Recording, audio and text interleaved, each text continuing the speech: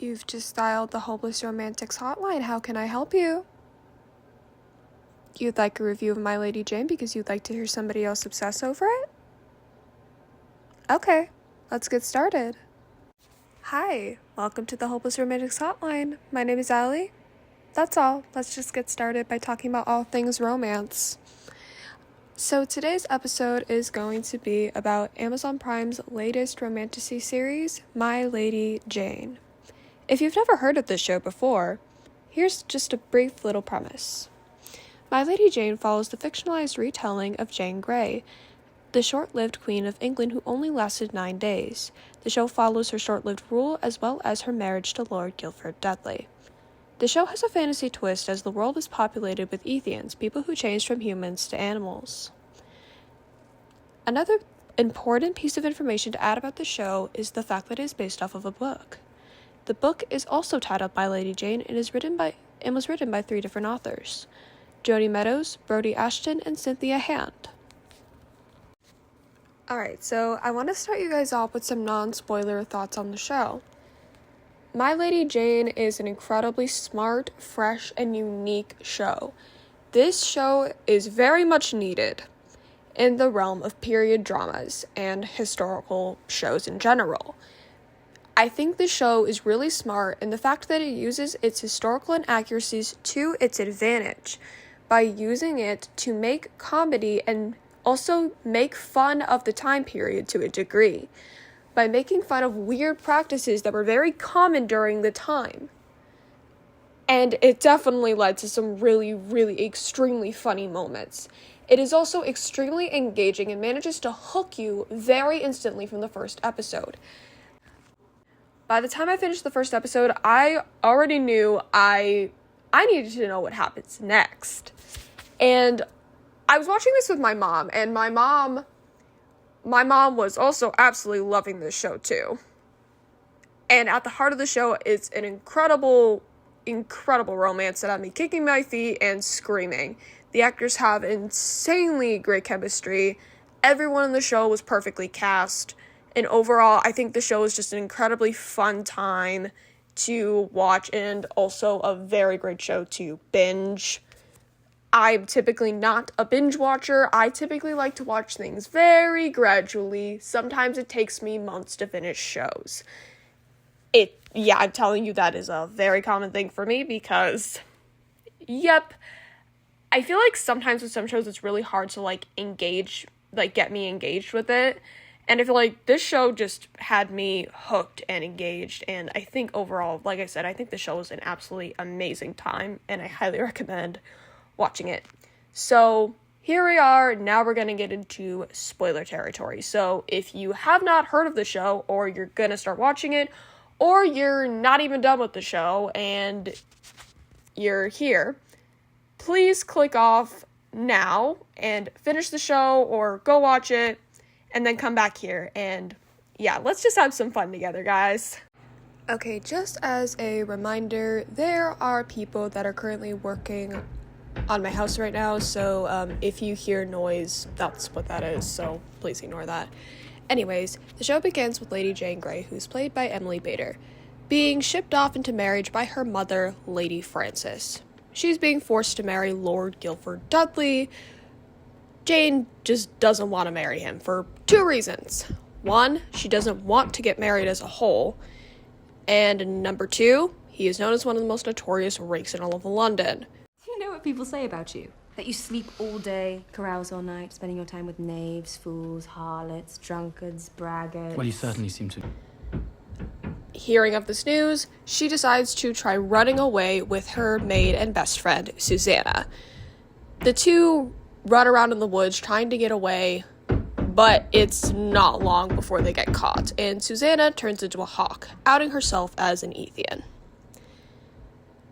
Jane then goes off to the palace to find solace in her cousin, King Edward, hoping he can help her in her current predicament of getting her out of this marriage.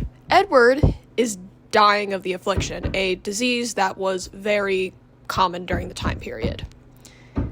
Jane is very saddened to learn that Edward approved the marriage, so therefore he can't really help her or provide her any assistance in the meantime. Now, it is here where we are introduced to the secondary conflict of the show. Edward is being poisoned by his sister Mary and court member Lord Seymour in an attempt to overthrow him to make Mary queen. Now, Edward becomes aware of the poisoning when it turns out that his dog Petunia is an Ethian who suspects that poisoning is happening. So she takes him over to a merchant who is selling the poison to somebody in the palace.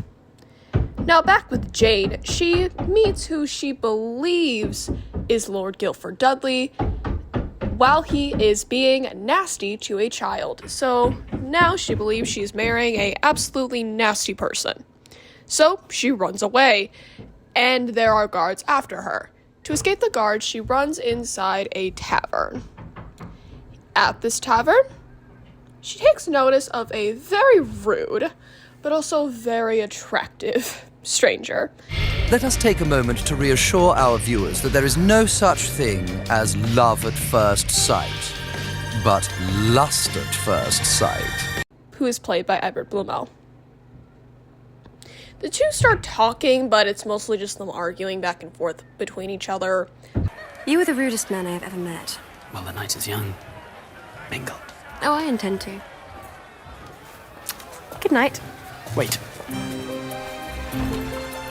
However, there's a romantic attraction that's immediately noticed, and they don't even know each other's names. They don't really know much about each other, besides the fact that they're just bantering back and forth. And let me just tell you right here, right now, the banter in the show is amazing, and this scene is amazing example of it. Now, the romantic tension building gets interrupted when a fight breaks out between the guards and Ethians. The stranger tries to get Jane to come with him, but she refuses. The next day, it's the day of the wedding. Jane is begging her mom to not make her marry Guilford. But Frances is insistent upon it, because the Grey family is not financially stable, and because the Dudley family is bloody rich, they can obtain the money to give them financial stability. Now, one of my favorite scenes of the entire show. Jane is walking down the aisle to be married, and she sees who she believes is Guilford Dudley. Is actually his brother, Stan. The guy she's marrying is really the stranger she met in the tavern the previous night. And this scene had me kicking my feet and screaming. I know, this scene was just really good. Another thing I also really want to add about this scene is the music. The song Vertigo by Alice Merton is playing, and let me just tell you, I absolutely adore that song. And I adore Alice Merton. So, basically, I also want to talk right here about the show's use of music. The show uses a lot of modern songs, so needle drops. If you do not know what a needle drop is, that's okay.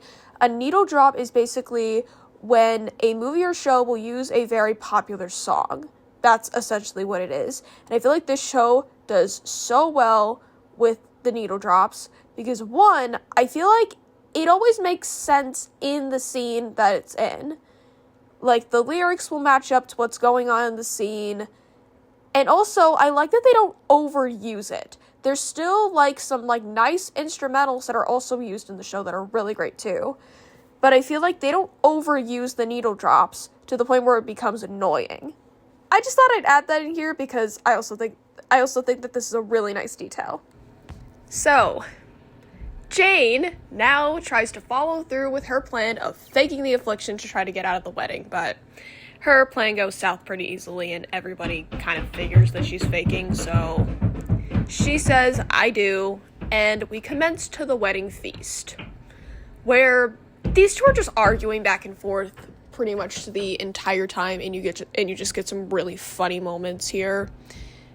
And honestly, I think it's because, like I said, these two have really great chemistry together, so I think that's just what makes the banter even better, with also the fact that the dialogue in this show is really great, too. It has, a mix, obviously, of the historical language, but also including a bit of, modern tongue. It's really smart, and I think that it works really well, because I think it works really well.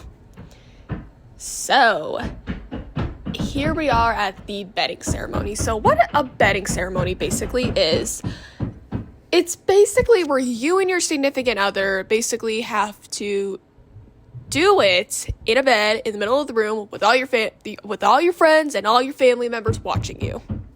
So once everybody leaves, they get into an argument, and Jane ends up locking herself in a dressing room by accident. So in the morning, she ends up going down to the stables because one of the maids tells her that Guilford likes to keep a bed by the stables because it's quote-unquote close to town. So she goes down by the stables where he tells her to leave. And she says that, well, because they're married, that shouldn't be a problem. Turns out... Jane, please just leave. Why? Where are you?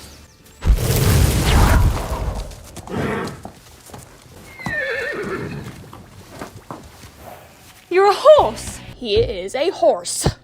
Lord Dudley comes into the stables explaining that ever since he first changed, he cannot control his Ethian abilities and plays a horse by day, man by night sort of thing. And Jane is rightfully very, very mad. I thought this would be the perfect time to bring this up, but I also think the show does really well in terms of screen time. Considering the fact that Guilford is literally a horse for half of the day, I think the show manages to do well in terms of giving the couple a lot of screen time and making us care and be invested in the couple.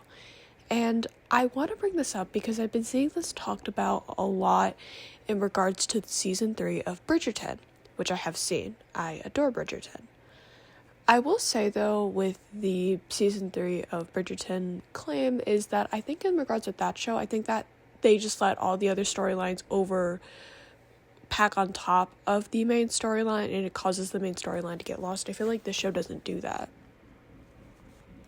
What I think works really well is that they managed to allow the main storyline to coexist with other storylines, so everything feels equally balanced, and that we're not getting too much of one storyline. We're getting an equal amount of each, and I think that they do really well with this.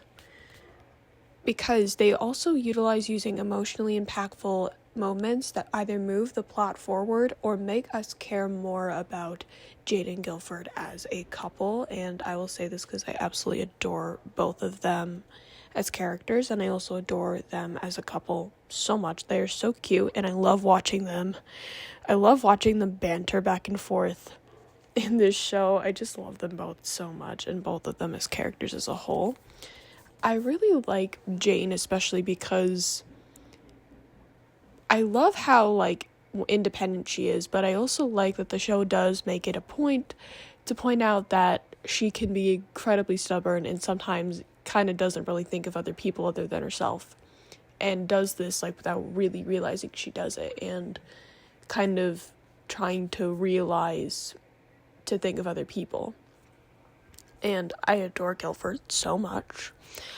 I will say, I adore him so much, because I am aware that in the book, because keep in mind, like I said in the beginning, I haven't read the book, but I did look up, differences between the book and shows, so that way I kind of knew a little bit more about what I was talking about.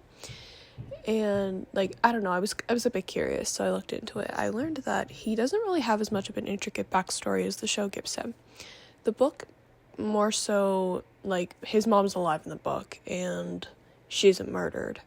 And I will say this, I think that this helps add, more complexity to his character, because it explains pretty much a lot of his actions throughout the show and why he does certain things or why he reacts a certain way to different characters. I think overall, I think that this was really helpful in terms of, understanding his character, and I overall just think he's a really great character.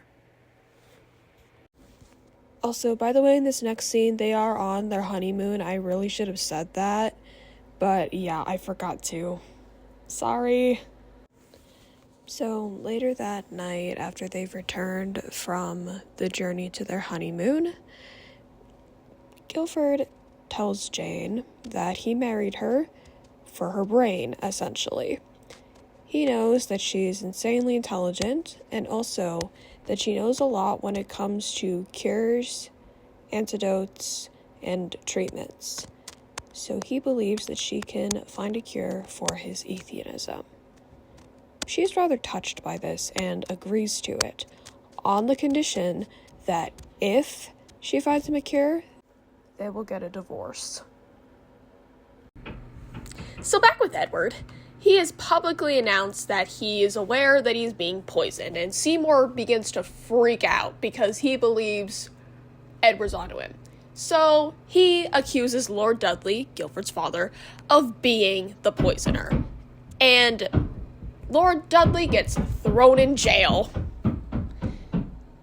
because they also managed to find the, pouch that contains the poison in it, which was snuck into his pocket by Seymour. And so he gets thrown in jail. And Edward is like, yeah, it's probably him, but then he's a little bit unsure, and then comes to realize that his sister and Seymour have been poisoning him. So he ends up getting locked up in the North Tower. Back with our two lovebirds, several failed attempts later. No, they've tried about 9 cures at this point and nothing's worked. So then in the morning, Jane receives a ransom note for her friend Susanna, and she informs Guilford about the fact that they need to pay those who sent the ransom note money. To which he says that they cannot pay it because his family is in debt. And she's obviously mad because, once again, yet another lie. And she then decides to try to rescue Susanna herself and runs into the woods. Guilford eventually follows her into the woods and tells her that she will likely be killed if he doesn't come with. Banter and also a very romantic fighting session. They arrive at the campground of the Pack, which is a group of Ethians that live together ever since they were exiled from the kingdom. Here they find out that Susanna was never actually kidnapped and that the money was just so that way the Pack could get money. And Jane is obviously not very happy about this. And she and Susanna end up having a fight, but then they have a heart-to-heart where Susanna opens up about her family, about her background, and why she lives with the Pack, and how they managed to help her out. Jane decides to then give Susanna some silver from the household to hopefully find a way to get the Pack money. Jane and Guilford then start to walk back home when they are attacked by soldiers sent to kill them. Both of them fight the soldiers off and end up escaping them. And what do people do when they've almost been murdered? They have a very passionate makeout session. They have a very, very passionate makeout session. And they return to the bed, where Jane then tells him that she wants a divorce. To which I know you've probably had the same reaction as me. Why? I was kind of like, are you sure you want a divorce after all that? And also, yeah, I was like, are you sure that you actually want a divorce? But I was like, yeah. So, next morning, Edward's death, because I probably should have mentioned it at this point, that Edward is not in the tower once Mary and Seymour found him, so they believe he's dead, and it's been publicly announced that Edward is dead, and they are also about to name who he chose as his successor in his will. Seymour tried forging a will to make it seem like Mary was the rightful queen. However, Edward's other sister, Bess, finds the real will locked away, and Petunia the dog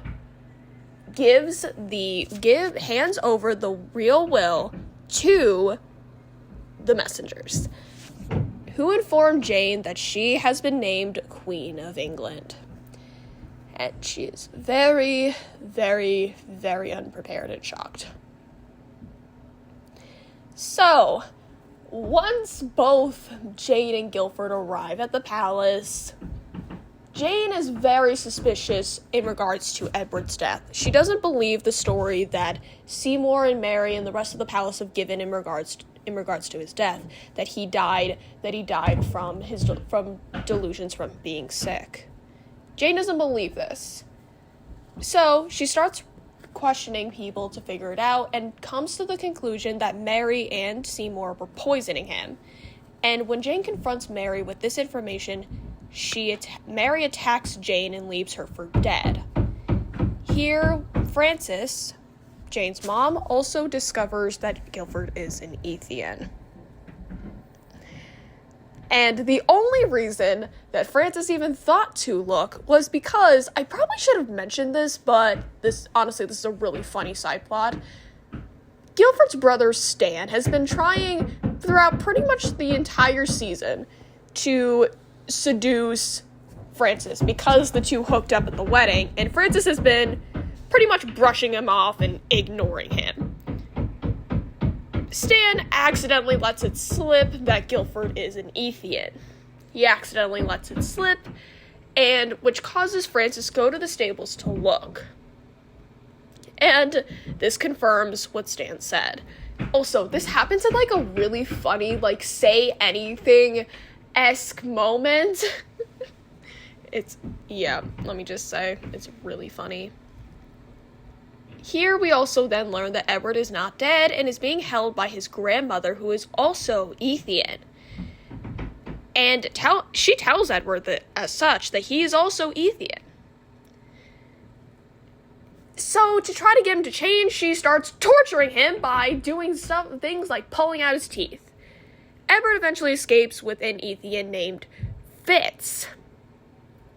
Now, back with Jane. She and Susanna are having a conversation when Jane brings up the Ethian cure, to which Susanna tells her that there is no such cure, and that also she shouldn't really be saying stuff like this because this can sound like she's denying the Ethian's right to even exist. Jane knows this information, and not long after, Frances comes in and tells Jane that she's going to try to arrange a divorce between her and Guilford because she cannot stay married to an Ethian because she could end up being sentenced to death. To which Jane tells her that she will not take this divorce, and Frances basically tells her what all of us as the audience are thinking right now. Girl, you are in love with this guy. You are in love with him. Accept it. I mean, girl, all of us are in love with him too. We get it. I mean, just look at Amazon Prime's Instagram.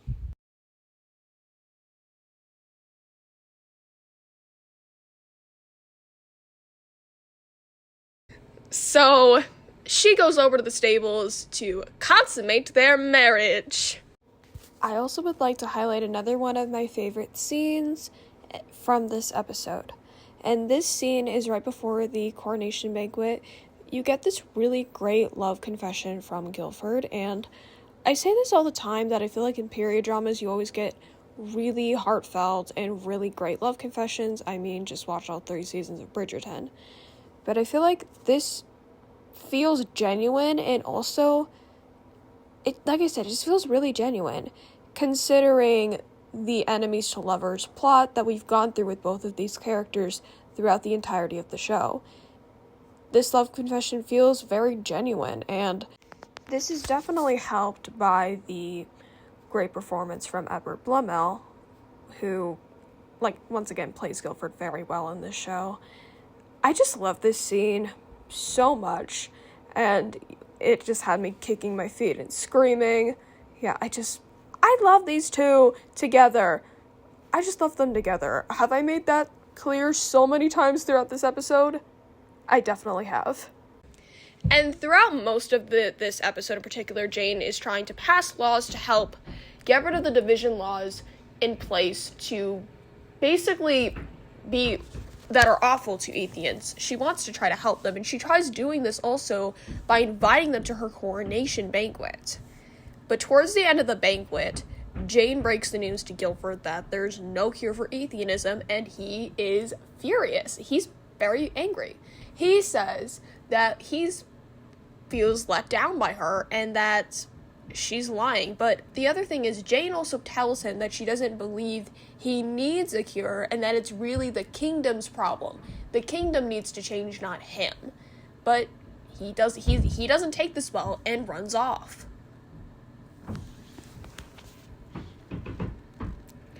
Sorry, I lost my place in my script here.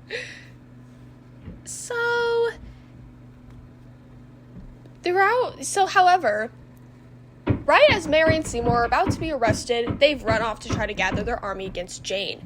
And Jane ignores most of the concerns from others of trying to build an army to try to defend herself against Mary. Well, meanwhile, Guilford has also run off with an Ethian who promises him a cure, but ends up trying to kill him instead by tying him to a tree. This man was sent over by Francis to try to kill him to get him out of the way. And the episode ends with Mary, Seymour, and Norfolk, who is one of the other, court members, arresting Jane. Guilford is then later informed that Jane is being held captive awaiting trial. And here we are told the full story of his mother's murder that's been brought up continuously throughout the show. That the reason he wants a cure is because of his mother's murder, and that he blames himself for her death. And he wants this cure because he wants to be able to forgive himself for this. Jane is then sentenced to trial for the counts of high treason, which she ends up being found innocent of. However, Guilford's groomer, Rupert, is then tortured to confess that Guilford is an Ethian, and he ends up changing right in front of everybody, which gets her sentenced to death for marrying an Ethian, and also gets him sentenced to death as well. Now, back with Edward here, he and Fitz, who I must mention, are romantically together, and I really hope we see more of them in season 2, because I really like them together. Try to gather an army of Ethians to save Jane, but they all refuse.